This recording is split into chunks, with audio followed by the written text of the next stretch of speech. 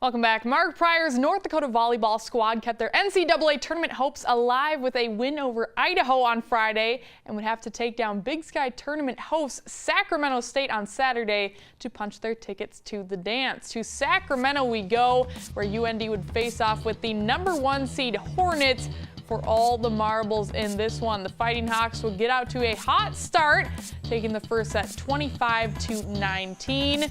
Sac State was not ready to go out that easily. UND would battle hard in the second set to stay with the Hornets, nearly taking the second set as well, but they would eventually fall 26-24 on a Tamara Mercelli mishit.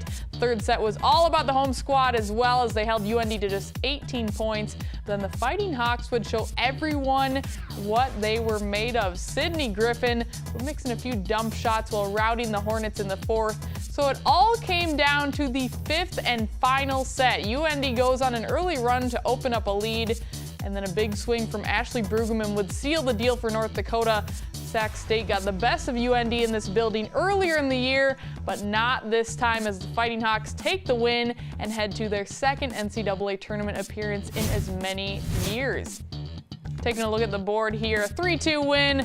Duly big for the Fighting Hawks, 19 kills, 10 digs, and 7 blocks. She also earned tournament MVP. Also, Sydney Griffin, 56 assists, 12 kills, and 11 digs, a triple-double for her. Let's hear from head coach Mark Pryor.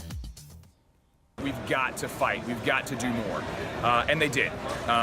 We talked about, hey, let's be grateful for all those difficult times we've had this year, because it has not been an easy road. It's been much more difficult to repeat than it is to do it once. So I think for us, we're grateful for Montana State coming in and beating us.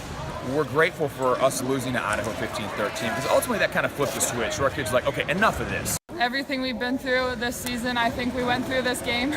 Yeah. I'm so happy we pulled it off, and we learned so much. Everything we've learned, we finally learned in the fifth set and pulled it out. Staying with UND, the athletics department announced earlier today that they've signed an agreement with Adidas, making the Portland, Oregon-based company the official provider of footwear and apparel for all Fighting Hawks athletic teams through the 24-25 school year. This is the first time the university has had an apparel deal across all sports with one company, and that uniformity was one of several reasons why this deal got done. From a branding standpoint, it's important. We'll be part of a strong branding message, not just for athletics, but I think for the university.